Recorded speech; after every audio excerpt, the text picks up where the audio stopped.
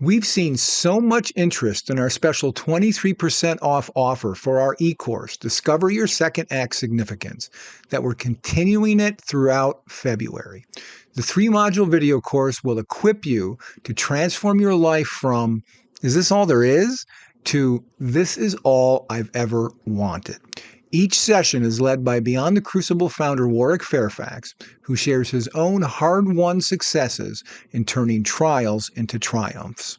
And he's got some high-powered help from USA Today's Gratitude Guru to a runner-up on TV's Project Runway, from a recording artist with a Billboard #1 album to a couple of best-selling authors. It's an ensemble of men and women living significant second acts who would command a 6-figure price tag if any business wanted to fill an auditorium with them to coach their employees. But we've packed their insights and action steps into our course for a sliver of that cost. And if you act before the end of February, you'll get 23% off your enrollment. Just visit secondactsignificance.com and use the code 23 for 23. So don't delay. Enroll today and remember, life's too short to live a life you don't love. Now, here's today's podcast episode.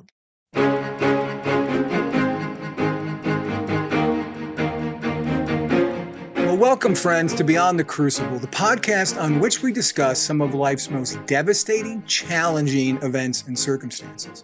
We call them crucible experiences, and we talk about them to offer hope and healing. That as painful as they may be, they are not the end of your story. In fact, they can be the beginning of a new chapter of your story filled with purpose and, yes, with joy.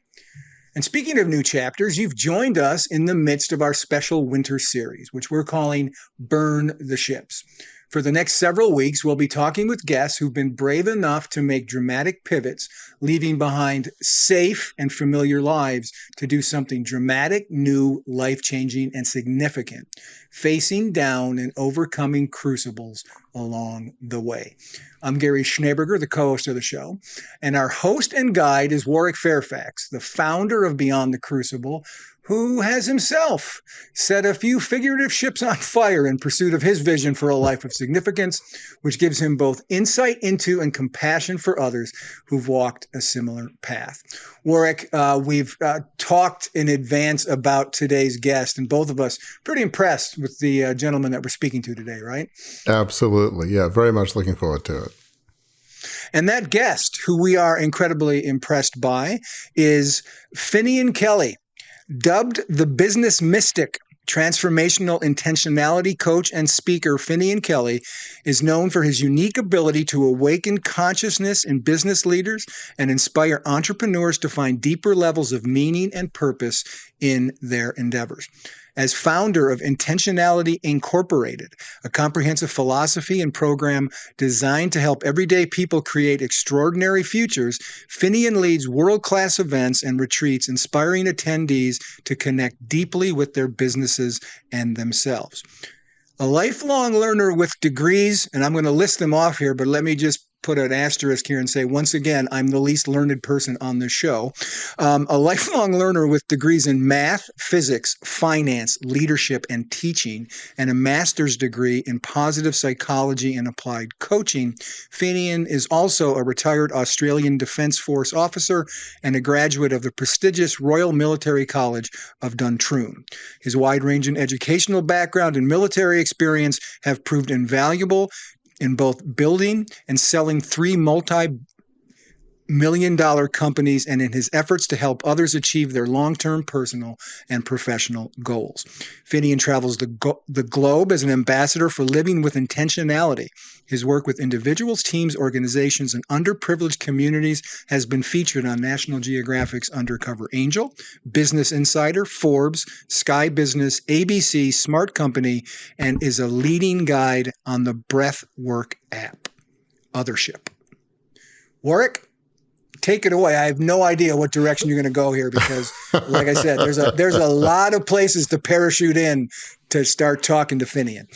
Indeed. Well, Finnian, thanks so much. And Finnian, as you'll hear from his accent, is a fellow Australian from Tasmania, I understand. So kind of island off the southeast coast of Australia. Not quite as many people in that state as some others, but a beautiful state, mountains and hiking and just a beautiful corner of the world. So, but Finnian, I love what you do with intentionality, but you had an interesting upbringing, and the way you described it on your website, I mean, you're a really good writer. I mean, I love the phrases you use. It's just so intriguing. So just tell us a bit about how you grew up, and it set you on a certain path that maybe in hindsight wasn't quite as helpful, but looking back at it, but just tell us a bit about growing up in Tasmania, family, and just the path that you set yourself on, if you will.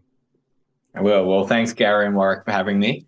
I'm excited about this. And Warwick, I'm interested to see how our Australian accents will start morphing back to Australian. We're both in America. And it's sort of, after a period of time with some other Australians, we're like, all right, here comes our language again, our slang. So let's see how we go. There you go. So I grew up in Tasmania. I was actually born in Sydney, grew up in Tasmania to very different individuals. And they're a very important part of my story because you can see, if you can think about living with intentionality, I don't think they parented with intentionality. It was a very different approach. They were doing the best they could, and it drove me to really start thinking about my independence at a very young age. I had a pivotal moment on my 10-year-old birthday, which was the moment where effectively I split into parts. We've heard a lot of this part language and internal family systems, how we have these different elements of ourselves which are formed over time, often to protect ourselves. When we're young, we're not in a place where our conscious mind is developed enough to identify that, well, the way they're behaving actually has nothing to do with you. It's all about their own issues, and it feels too grand to process on your own. So they form a protector. And an event occurred which I felt that I'd lost all trust in my parents, and I didn't know at the time, but I created a core belief that I was going to be abandoned. So my protector kicked in and just said, all right, if you're going to be abandoned, you can't trust your parents, you're going to be a very independent person from a young age. So straight away I started earning money, created a plan on how to get myself into a school, which was a private school, where I identified that their families had a bit more connection and perhaps I could go right on their journey, and resulted me being like the youngest person to graduate from my school, youngest army officer in Australia. And it just set off this sort of chain of progress, achievement. I had a lot of success as an entrepreneur, and you get celebrated on that journey. People keep saying you get recognized with awards. I've done a lot of cool stuff, and it always comes crashing down if your core program is built on fear. And my core program was built on fear, which was abandonment. So effectively, one day I woke up at 32 with everything around me being abandoned. And that was my real crucible moment where I went, okay, this isn't working anymore. I have to unlock this inside of myself. I have to explore what faulty coding I have inside of me. And I have to go, okay, I have to take responsibility for my actions, but I didn't code this. Someone else coded this inside of me. And it's time to take back control of my operating system and code myself with the beliefs that's going to serve me from now on. And that's been really my path to intentionality. Wow. As I mentioned, I love some of the phrases that you use on your website. I love how you say, I needed to learn independence, so I chose a farm in Tasmania and parents who didn't care too much about what I did or achieved. As you talk about I made their lack of interest mean they didn't love me. Not to say that they didn't, but we interpret messages in ways that may be true or not true. You talked about feeling abandoned and lacking.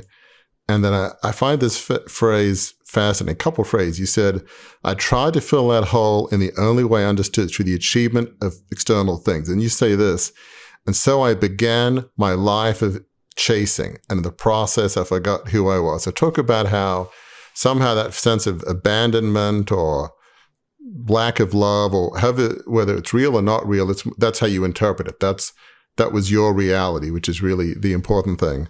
So talk about how that morphed into achievement of external things and chasing, because it feels like for part of your life, it was the external and the chasing. That was who Finnian Kelly was, right? Yeah, you're right. And I don't believe it was who I was in my core fundamental essence. It was a reaction to an experience. And I'm really glad you picked up on the interpretation. People often, like, they hear my story and they're like, then they make it about their story, but they don't realize it's an interpretation. And that's all that really matters. Is it's never about the facts. It's never about the story. It's never the content. It's how did you experience this? What are your feelings? And it's something that is done really poorly in relationships. We never just acknowledge that the other person is feeling this way. We get too caught into the content. So I'm just glad that you picked up on that. So for me, ultimately what happened is I didn't have a home. I didn't feel a foundation. Yes, there was a physical home, but to me, home is safety, it's love, it's nourishing, it's the ability to be grounded and trust. And if I didn't have that, then it's almost like you're an orphan. You feel disconnected.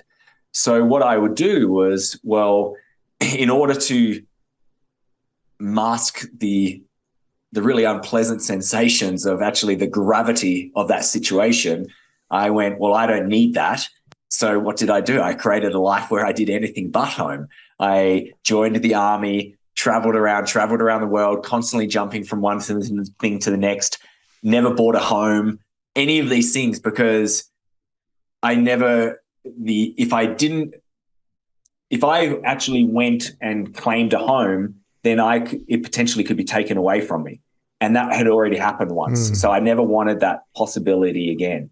So that's where it really set off that thing of success, because it was a way to distract myself from my core feelings, because it was actually too hard to face, to actually identify that who I actually believe I'm a very loving, kind boy, and not being fully accepted or understood or seen, which are the core desires of humans, is to feel seen and understood.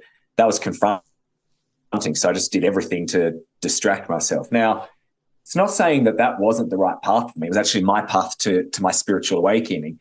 It's just many different paths. And I would love the people to identify this earlier on and actually acknowledge their feelings and then work through it, because you can do a lot of damage to yourself and to others in that time. And you don't always wake up from your crucible moment as well. I think you've probably experienced that with yours. Like, it's a pretty tough time. And yes, it can be an incredible catalyst for growth. It can also be a catalyst for destruction. It can be something that you just never recover from, and your soul just goes, all right, next lifetime, we'll do it next time. And that's so true. I love this image. I know you're sort of army background, and just for American listeners, when you say you went to Duntroon, I mean, that is the U.S. equivalent of West Point. I mean, it's a big deal. It's the elite Army military college. You know, you founded a couple of businesses. One, I think you sold for 7 figures. I mean, you were really, really successful in everything you did. I mean, it's truly impressive. But I have this image of this ship being unmoored. It's like going to port is not safe. You got to keep cruising at, as high a rate of knots as you possibly can. If you pause and go to port and have to think about home, bad things will happen, because you'll have to confront feelings that you don't want to. I'm not saying that's right necessarily, but that was your reality of constantly chasing and moving and charging, so you don't have to think about home or some of these feelings. It's a lot of people kind of, stuff it, push the feelings under, and just go forward at Mach 3 and, don't think, just move, because thinking is too painful. Is that feel like somewhat your reality at the time? It is. And what I've actually just changed that language. It wasn't that thinking is too painful, it's feeling is too painful. So instead we avoid the feeling, and then we actually think, we ruminate, and we distract ourselves and go into these coded belief loops, which is ultimately my work now, is helping people identify these coded negative belief loops and how to rewire them. And I think what's interesting about my story is when people hear this sort of chasing success, they think it's all about the materialism side of things. I wasn't driven by materialism at all. It was never about that. It was just how could I feel like I'm doing something that makes me feel valued, because my core is I didn't feel valued. And so that's why all my businesses were purpose driven. It was why I'd always show up for friends, traveling around the world to go to their parties, whatever it is. It was, I had to feel like I was worth something, because my origin story defined that I wasn't. I mean, that is fascinating what you're saying, because obviously there's a pivot, which we'll get to here in a millisecond, but it seems like your friends wouldn't necessarily say, Finnian's a bad guy. It's all about money and power. It sounds like you were doing some worthwhile endeavors during that time. So people might say, Finnian's a good guy. He cares about his friends. He tries to give back. He tries to live a life of purpose. Finnian's a good guy, right? So it sounds like it wasn't like, you're the sort of character in Citizen Kane and it's all about money and power and treading on the little guy. And, it's just, if I can crush somebody, then I do because it's so fun. That wasn't who you were pre-crash, if you will, which is fascinating, right? Your average friend would say, Finnian's a good guy and he's doing great, right? Yeah, and a lot of people looked up to me at that time as well. So when my crash came, it was very confronting to them, because they thought that I had life worked out. So that was a very, very confusing moment for a lot of people. And it's one of those things I often talk about. I always get a little bit wary when people say that they're here to save the world and they've got this high altruistic side of things, right? Because often, a lot of the time, it's masking just their own unpleasant sensations. They don't want to feel this side of themselves. And also, as you go along this journey, you start realizing, who am I, my limited self, to think that this world isn't perfect just the way it is? Like, why do I need to be the one who meddles with it? So it's not about giving away the altruistic desire to help people, but this whole idea of the world is broken and I need to fix it. There's a lot of ego hanging out in that as well. And there's a quote that you said, Finnian, that I think really speaks to this point before we pivot into the crash. And again, this series is called Burn the Ships.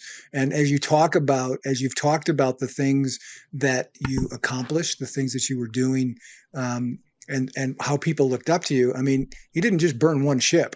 There were a lot of ships that were floating that you had going, that were a lot of different ships sailing under different flags. But you did pivot. But you said this about what you were just talking about. You will always have a sense of emptiness when you're looking for fulfillment from outside of yourself, even if what you're looking for is that altruistic thing, right? That seemed to be, it came to a point that you could no longer live unriven by having that perspective, right?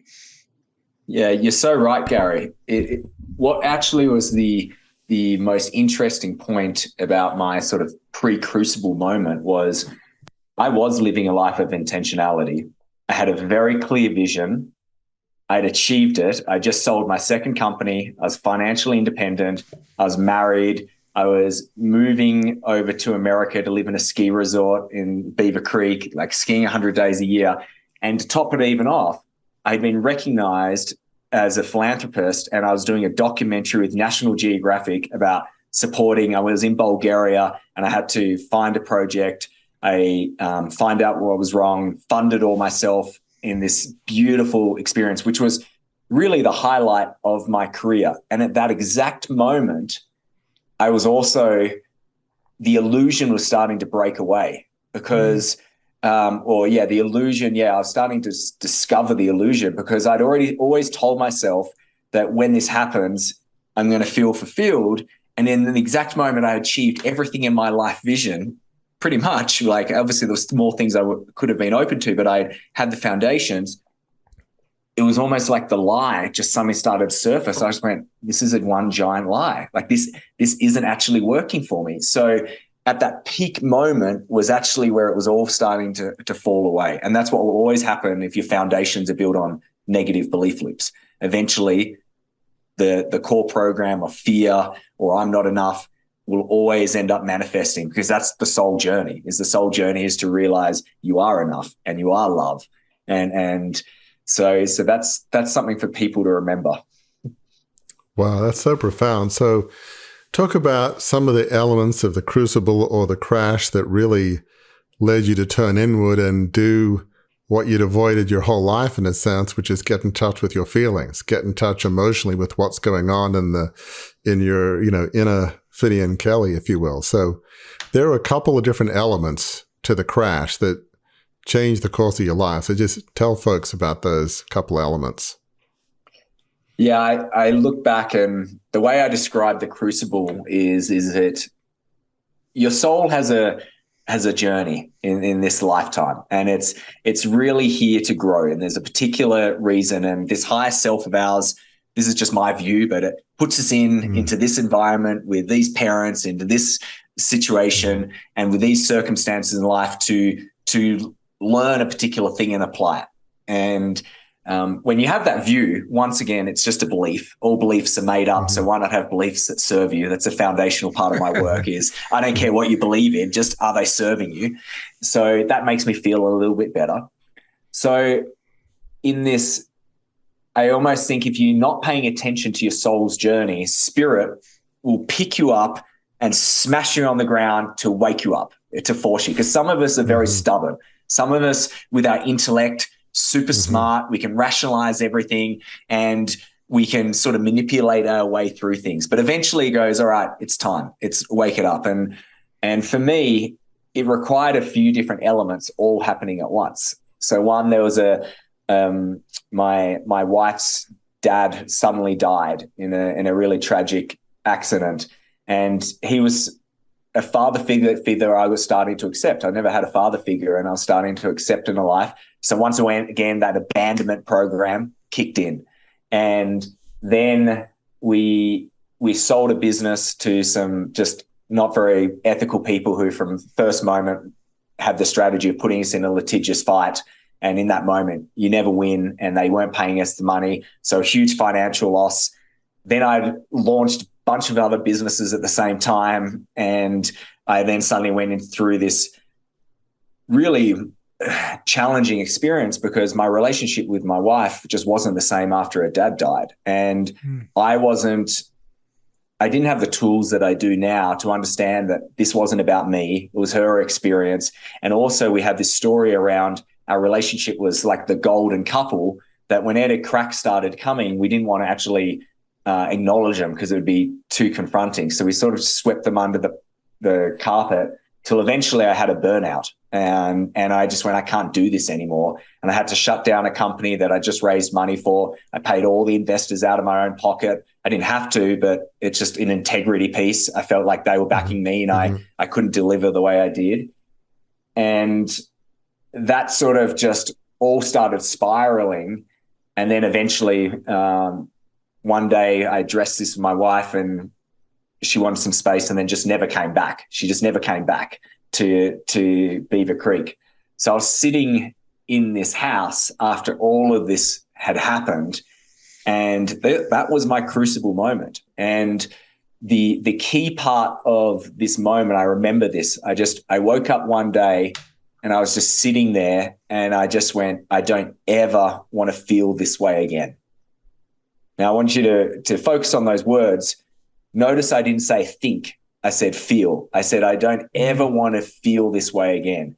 And that was my moment where I just went, okay, I've tried everything with my intellect, my rational mind, and it still didn't work. I have to go explore and go, what is inside of me, which is driving this? And that was my real moment of my, I suppose, my big awakening and my spiritual progression. So in that moment when you said, I never want to feel this way again, what were you feeling in those lowest moments? What was going on inside? There was a lot of aloneness, just feeling completely alone, not understood,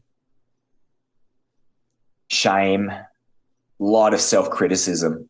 I'm someone who, some people take on victim, some people take on more responsibility, and both aren't a good path. I could take on too much responsibility. So there was just a lot of self-criticism and just ultimately just sad. I was just so sad that this had occurred and that somehow through my actions that this had actually happened. So it was just those feelings, and it was a really challenging time where it was just getting through each day was hard enough, because all my normal drivers, they were stripped away because I knew the illusion had masked them. They were like, it's not going to work this time.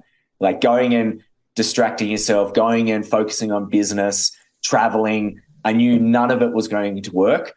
So then I even felt even more alone and even more hopeless, because my normal drivers, my normal tools were outside. Like they were no longer relevant. Yeah, you would say potentially all your ships burned, right? All the things that got you from one place to the other burned. That is a moment where that's what we're talking about in this series, is that moment where you face that, and then you decide to move forward in a new ship in a different direction. And that's certainly what you did. Sorry, Warwick, I didn't mean to interrupt. No. It's all good. So as you're talking, you spent a lifetime running away from your feelings and emotions because you didn't want to deal with them. So the problem is when you stop or you hit a brick wall, those feelings, like a tidal wave, hit you. You know, it's easy to say in hindsight, to be amateur psychologist. When you have those negative feelings and trauma, it's better to deal with them at the time, because if you don't deal with them, it hits you like a Mack truck. I mean, dozens of psychologists could tell you that, and that's great, but didn't help you at the time. Thank you, but I am where I am, and the tidal wave is hitting me.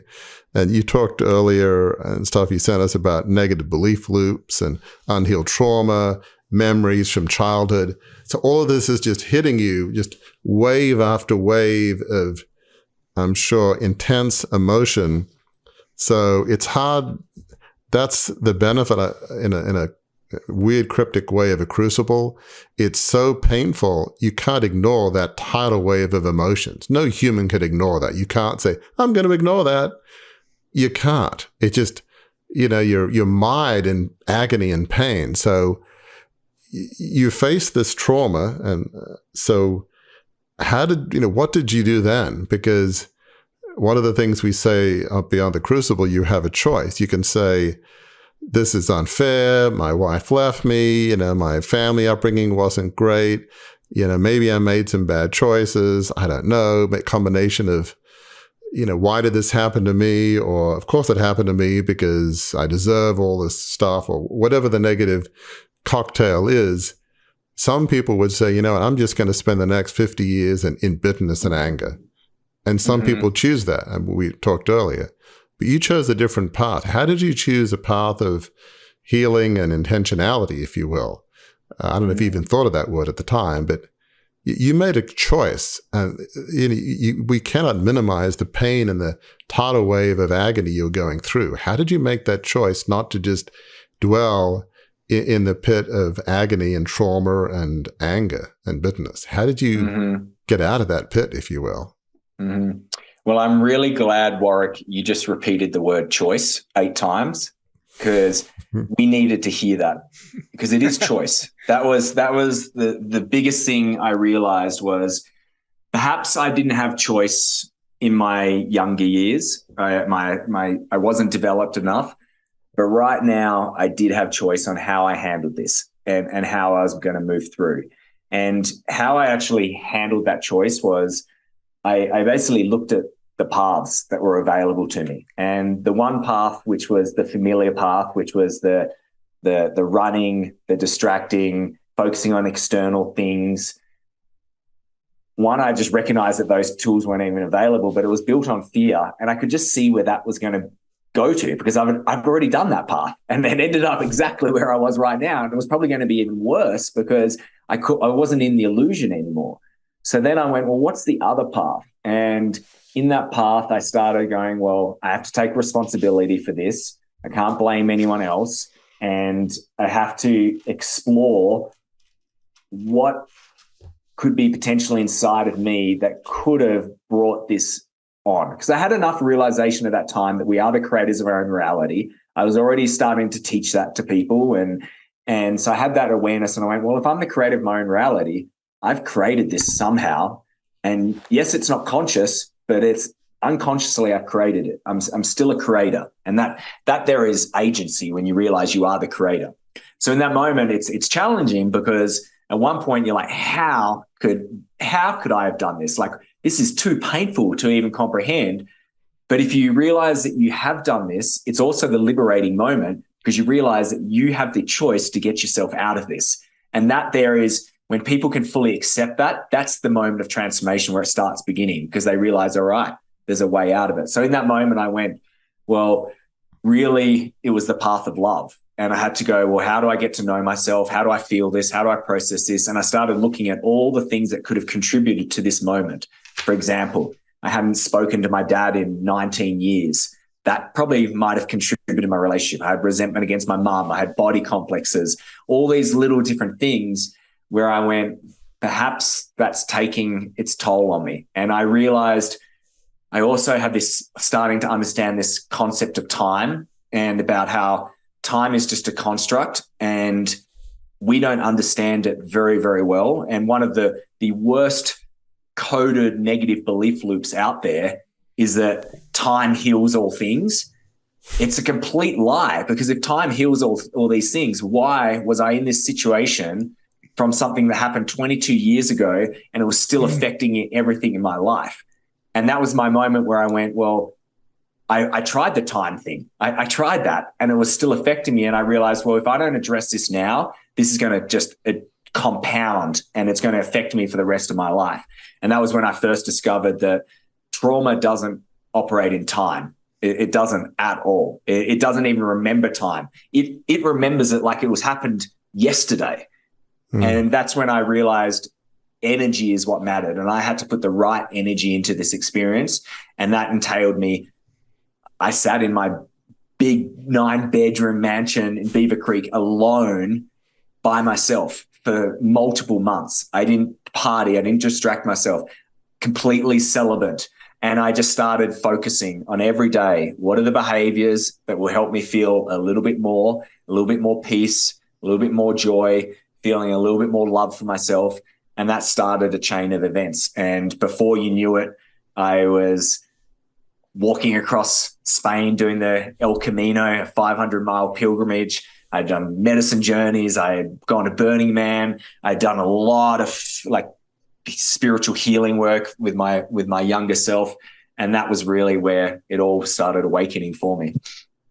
Yeah, I want to just dwell on what you're saying, Finnian, because people really need to understand the profound truth that you're talking about is, often the hardest journey, the bravest journey is the journey within, is dealing with the inner trauma, emotions. You can't, a lot of guys especially trying to bury it, stuff it, move on, pretend to be tough and, cool and all that, which is not a helpful, typology, if you will. But you chose the brave path. You chose to go full on, to go, to go to skiing, metaphors like the triple black diamond approach. I'm going to head down the toughest slope I can, which is the journey within. That is the ultimate frontier, the Mount Everest, if you will.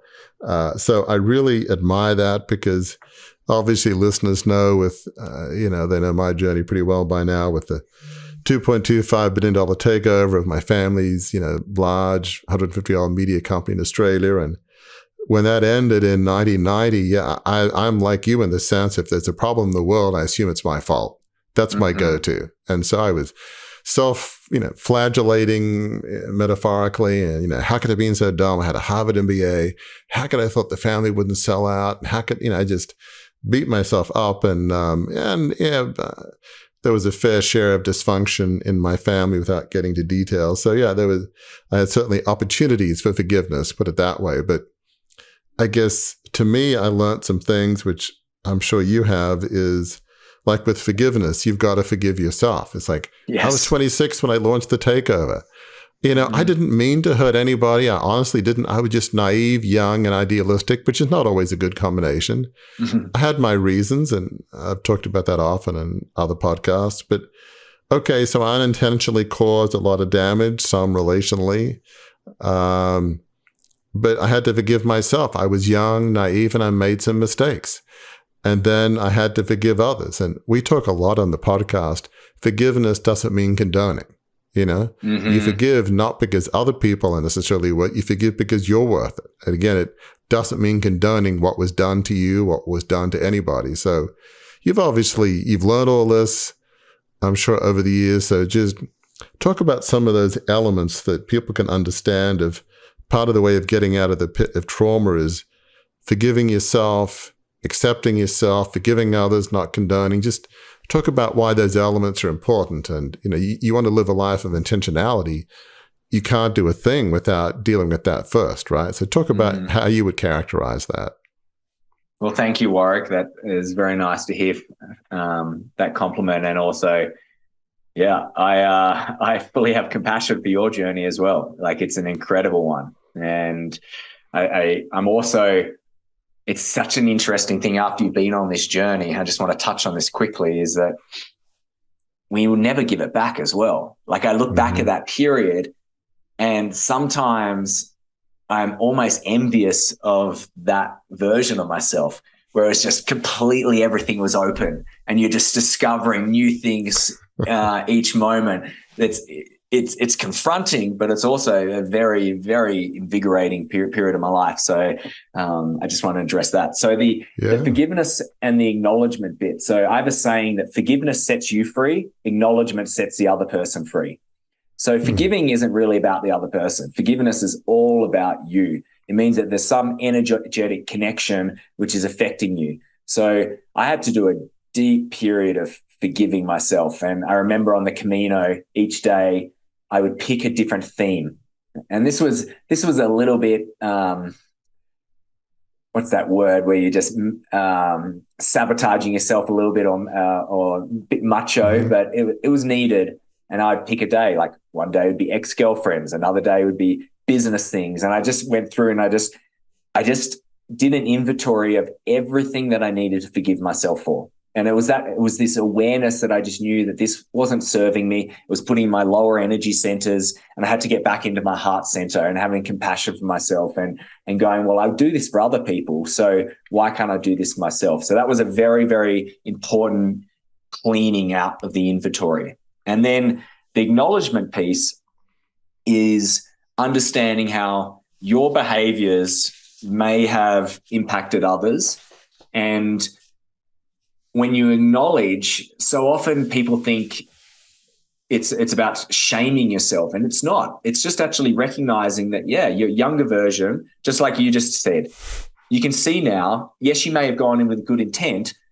However, your actions had consequences and hit other people, and you can acknowledge that now. And that there is just what it does is it helps people get back to that core desire of feeling seen and feeling understood. And I've never seen a point where when I've done some acknowledgement or someone's acknowledged me, I've never pushed them away. I'm always like, oh, thank you, they get it. And it feels really nice. And it's been the core thing I've always wanted from my parents, was just proper acknowledgement, just understanding that, yes, some of the behaviors could have had an impact on us. And unfortunately, a lot of people don't have the courage to do that because they operate from fear and they believe that they're going to be found out or that person's going to be left them. And I can tell you, the other person already knows. The fact that you even have the opportunity to speak to them shows that they want to forgive you. Like they want to love you. And this is the most shocking thing I see with parents when they give up on children. It's coded into the child to forgive the parent. They naturally love the parent. And when parents give that up, I'm just like, oh, you're missing out on an opportunity here. Even if you think your behaviors were right, it doesn't matter because it's not the content, it's how the other person is feeling. And that's something was super important. So that was really what it was all about. And the doorway to doing that is that self-compassion is actually going, how can you be kind to yourself, love yourself, realizing that you're not perfect. And this whole story, like one of the greatest traps is, I should have known better. Why did I do this? And I always go, well, if you did, you would have. Like that's the thing. So this whole thing of hindsight, where it's like, oh, if I should have done this, and I'm like, well, no, you shouldn't have. You just weren't at that level of consciousness yet, and that's okay. But now now you've learned, and that's the moment is, am I going to repeat these mistakes? And if we don't forgive and we don't acknowledge, then we're just creating programs down to our subconscious, because the subconscious receives orders through the strongest emotion, and it just then creates more outcomes of your life like it. And that's the moment where I now go, well, that was your missed opportunity. Like that was sad. Well said. Yeah. And from my standpoint, you got to give yourself some grace. We all make mistakes, and you acknowledge, try and atone to the degree that it's necessary. But I want to just pivot to what you do now with intentionality. Is obviously, I'm sure, a link to what we're talking about. And I think you wrote somewhere that intentionality guides people to be purposeful and aligned in their beliefs, thoughts, and behaviors so that they can be more in love with their lives. So just talk about your mission in life now of just helping to guide people into a life of intentionality, which, I kind of love that concept. So just talk a bit about that, your mission, and why that's important and what that is. Thank you. So we've actually expanded the definition of intentionality to be rooted in science and psychology. Intentionality is a principled and transformative approach designed to help people harness the power of the present, crack the elusive codes of social conditioning, and effectively create and sustain the path to extraordinary life. So the key points is this sort of the power of the present, like that's all that matters. Eckhart Tolle, the power of now. And we have these codes of social conditioning which are determining everything in our life, and we think that this is what we want, but it's actually not us, it's through other people. And then how do you become the conscious creator? And that's really when we think about our overall mission, it's really how do we help people find their path, experience lasting transformation, and we do that through cracking the code to conscious creation. So each day we're looking, and we're all testing as a team and going, what's the code? Like, how do we make people more and more consciously create? Because we're all creating every day, but most of us are creating through an unconscious mechanism.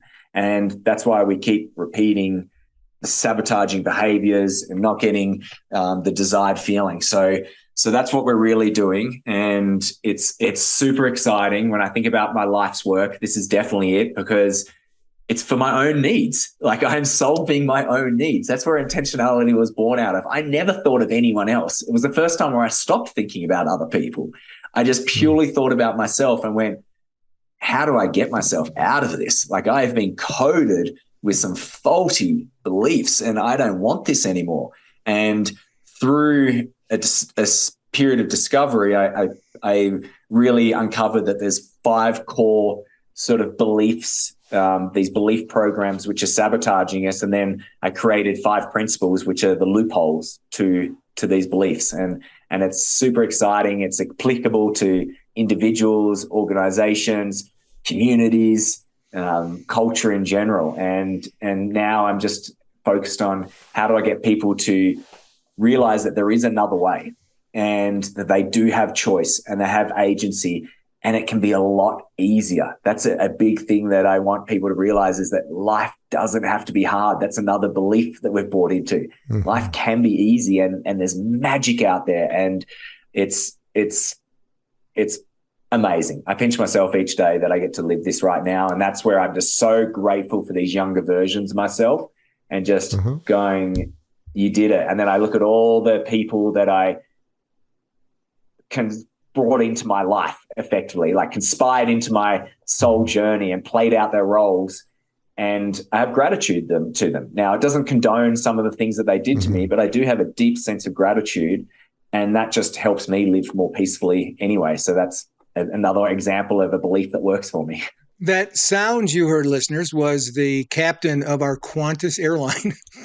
since we have some Aussie accents here on the show, indicating that we've begun our descent. We're not going to land yet, because I've got a couple of questions I want to ask you, Finnian, and then also give you the chance to tell people how they can find out more about intentionality.com. But back, I don't know, 10 minutes or so ago, you offered sort of the revamped definition of intentionality. And I used to be a newspaper reporter, so I took bad notes because that's what newspaper reporters do. So, but here's what I got out of the back end of that. It's about creating and pursuing the path to an extraordinary life. And it seems to me, in the context of this series that we're doing called Burn the Ships, that can include sometimes, right? That creating and pursuing a path to an extraordinary life can include, that pivot can include, that path can include needing a new ship to get you there, can't it? It definitely can. And the great thing is that you don't actually have to create your ship sometimes. Like, there's a lot of ships out there waiting for you to jump on and go on that journey. And so often we try to reinvent the wheel. But the truths of humanity have been there since the day of dawn. And all the different spiritual texts, if you look at them at the essence, at the core, they're all speaking the same thing, approaching it from different paths, but they're having the same messages. And so what I really encourage people to do is just go find some people who you look like you respect their life, and go on the journey. Now, it doesn't mean hand over your agency to them. That's very important. That's how people end up being in organizations where they're getting taken advantage of. And we've seen that in mainstream religions, whatever we want to do, at cults, whatever there is. But you don't have to do this alone. There's other people out there who have left truths out there, and you can go on that journey. And that's where I think, like, I found truths through meditation. I've found truths through nature. Like, nature is the greatest truth vehicle. If you just go spend more time in nature, like, that is the greatest ship of all time, isn't it? And it holds you, never asks anything of you, it supports you. And that might be a ship that's available for everyone. And unfortunately, we don't take it. I've co-hosted 150 plus episodes of this show with Warwick, and I can see him nodding his head like he wants to say something really quick. But before I let him do that, I would be remiss, Finnian, if I didn't give you the chance to let people know. I mean, we've said intentionality.com a lot, so that's probably where they can go see more about it. But tell them, tell listeners what they'll find there, what kind of services you offer. What is how can they find you online, and what will you help them do when they get there? Great. So the actually probably best place to start would be FinnianKelly.com. And that's two N's in the front part of Finnian, right? Yeah. FinnianKelly.com/podcast. And I've created a bunch of gifts that will just sort of start them on the journey, just exploring. I've got an intentional living guide. There's a bunch of intentionality tools to start applying into your life. We're in a rebrand of intentionality right now. So, like, the website, we're launching a new website. So that might be up by the time we're there. And my whole thing is it's a behavior-based approach. So that's the loophole, is you get focused really on the desired feelings. Like, that's the key essence of all this, is like, what are my desired feelings? And then what's the behavior that's going to start driving to that? So I always say you're only one breath away from intentionality, because when you take one breath, you slow it down and you have a chance to go, do I want to activate the old program? Do I want to react? Or do I want to get connected to my desired feelings and respond with a behavior that's going to lead me to that feeling? So just do one thing today, which is a little bit different. And that's why we create all of these tools. And when people go on that tool journey, they start seeing it. We have different retreats, online programs. But the key thing for me is I just want people just to start living this life. So we've got a bunch of free content there, and just go on that journey. And then if you feel like our ship could potentially accelerate your journey, come join us. It'd be a lot of fun. Warwick, the last question, as always, is yours. Well, Finnian, thank you so much for being here. I mean, it really is inspiring, your journey, and it's a courageous journey that you've been on to, finding who you are, dealing with some things, living a life of intentionality, which it's a brilliant phrase. We all should lead intentional lives. So I'm thinking there may be some people listening today, and maybe they're going at Mach 3, they're founding businesses, they're getting degrees, maybe they're saving the world in a sense of, maybe I feel better about myself if, the more people I quote unquote save, but maybe it's motivation for me is everything. I mean, it's great to help people, but what's the motivation? What's the inner?